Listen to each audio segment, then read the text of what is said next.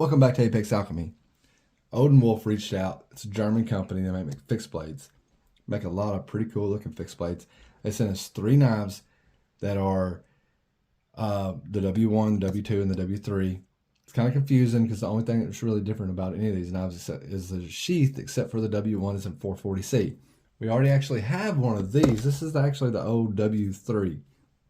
But so it had the sheath with the ferro rod and the mini whetstone and the teklock, but the knife was in 440C back then.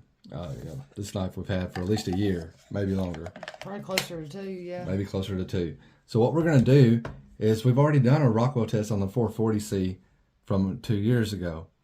Now, at the end of the video, we'll Rockwell test the new 440C to see if there's been any changes whatsoever, and the D2. We'll go ahead and test both knives. They did send these to us for review for free, for our consideration, and we have already given them away essentially.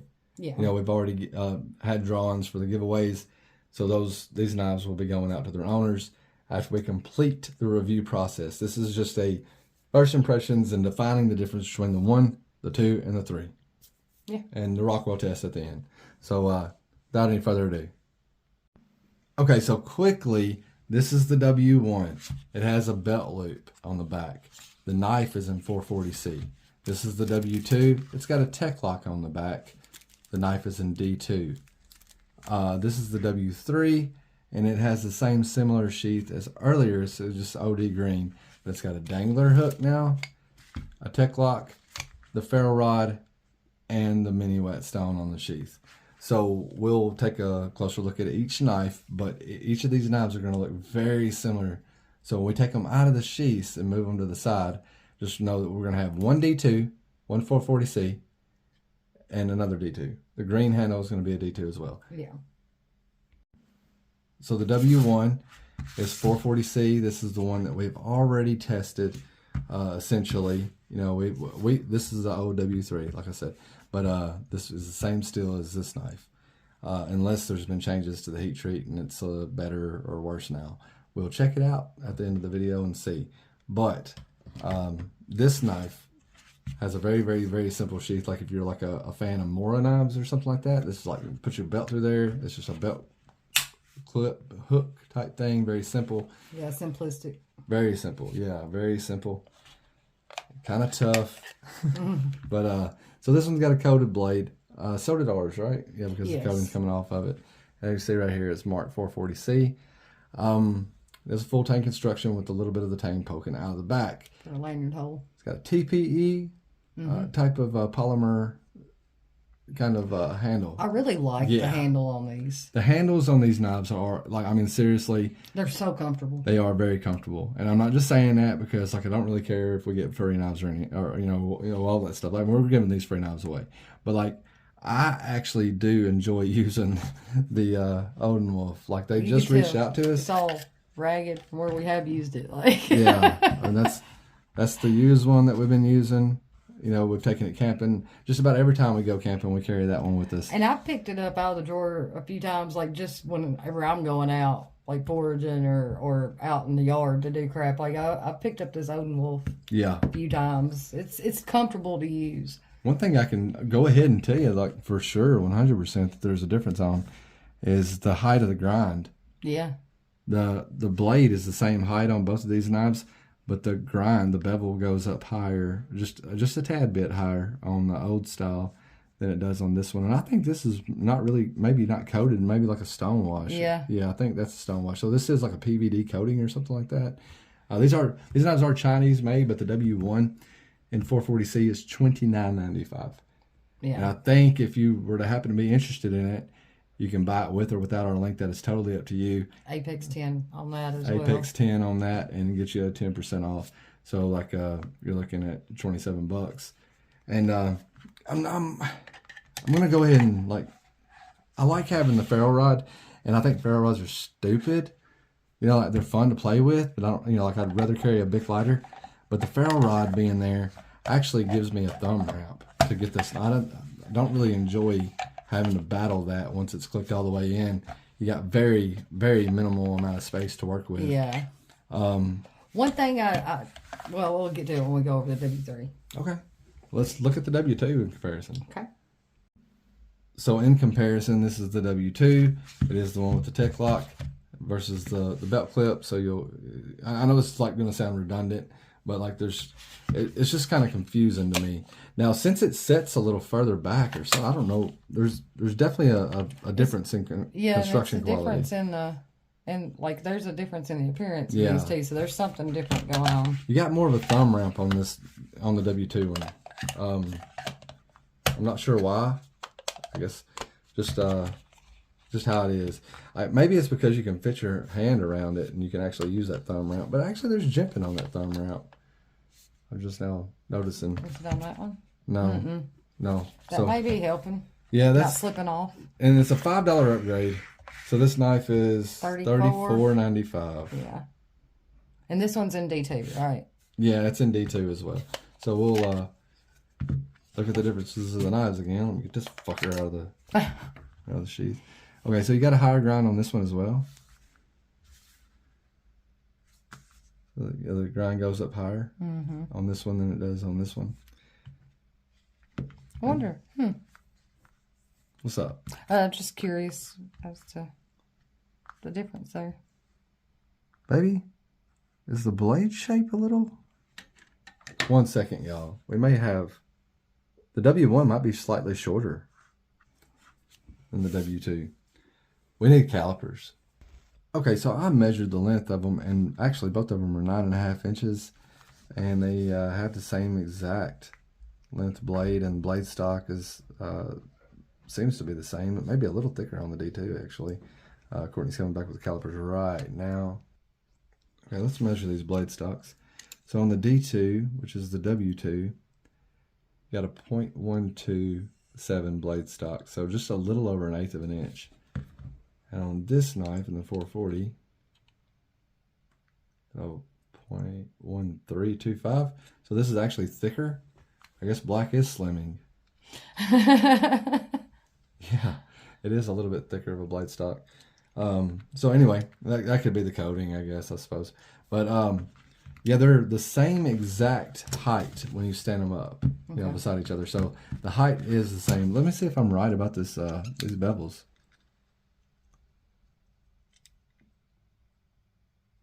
0.66. 0.6690 on the D2 knife, which is the W2. And I said this one was a little shorter. And it is. Yeah, 0.55. So it's got about a 1/2 inch grind, and this one's got about a 2/3 inch grind. So for whatever that matters, you know, like both of them are. No, this is a hollow grind. This is a flat grind. Right? Is that what you're feeling? This definitely has more of a, more of a ridge. Yeah, this is a hollow grind. It's done with a wheel, and this is a flat grind. So the 440 may be a better slicer, you know, like when you're slicing things, and this may be a better chopper and abuser. Kind of makes me wonder. We're kind of going all over the place, but what about the OW3? You know, like, did we get a flat grind? We got a flat grind on this one. So the OW3 is a flat grind. So the new W1 is a hollow grind, and the W2 and the W3 are flat grinds. So that would make them better camp worthy. And maybe this one better tomato slicer, something like that. Right. All right, you ready to look at the W3? Yep. So quite literally, the W3 just has a better sheath than the other two. And comes with a ferro rod. It does come with a ferro rod. Comes with a little mini whetstone. I'm not sure if that would be any use to anybody. It may be. I don't know. You know, it's not really my gig. I do like the fact that it comes with a dangler, and that can be removed easily. And you can use the teklock if you want to. But anyway, you got more options. And so if the W1 is $29.95, this one is $34.95, and then this one's $39.95. So there's a $5 differentiation between each model. So in my opinion, this is the way to go, you know. And on the W3, there is a flat grind. So at the same grind as the W2, same steel as the W2, you just get an upgraded sheath. One thing I wanted to note, and it'll be nice to find out if this has improved, but on our W3, I think we tried doing something to it, but early on, and we very little used that ferro rod. The handle was coming off. It was loose. Won't stay in. We did try doing some kind of glue to it. Yeah, some sort of glue. So I'm hoping this one is better and they hold together better. That was like my only negative I really had about the whole get up that we had. Yeah. With ours was like, if you wanted to use that ferro rod, don't expect to have that handle because it's not gonna stay on. Well, let's see, man. Let's see if they've.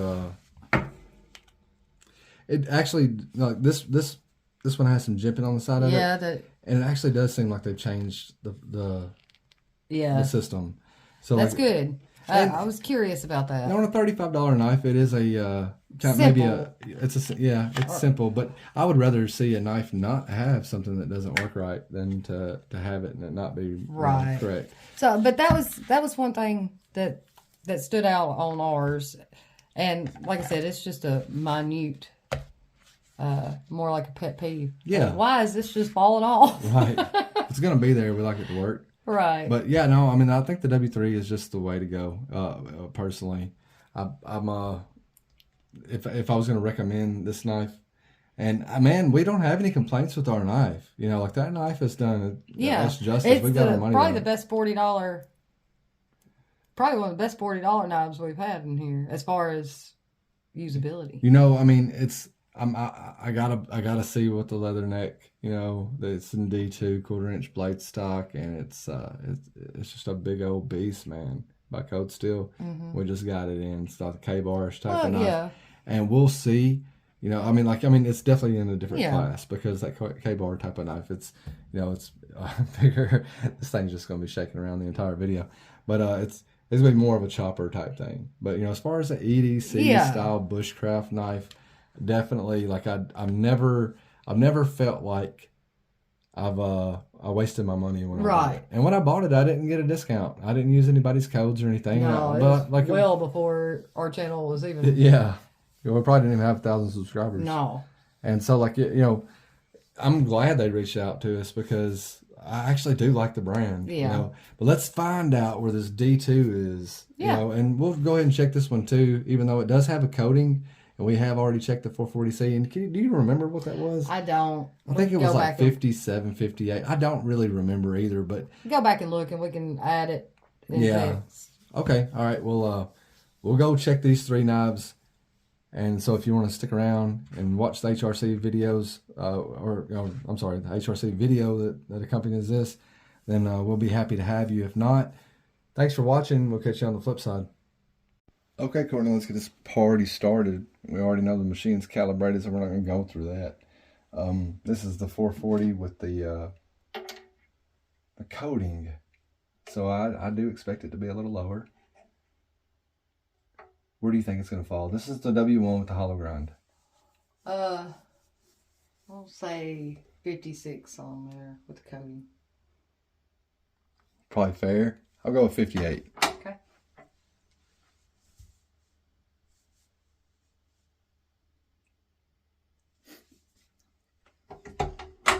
$59.50. There we go. Okay.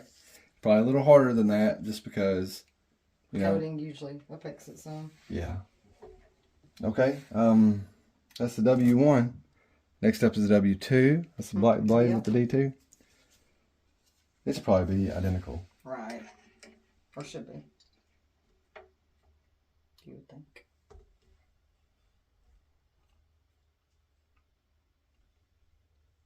All right. Yeah, it'd be nice to see if they're, if they are identical or if there's like a lot of differentiation in their steel here. Say 60 on this one. You gonna say 60 on this one? I'm gonna go 57. Okay.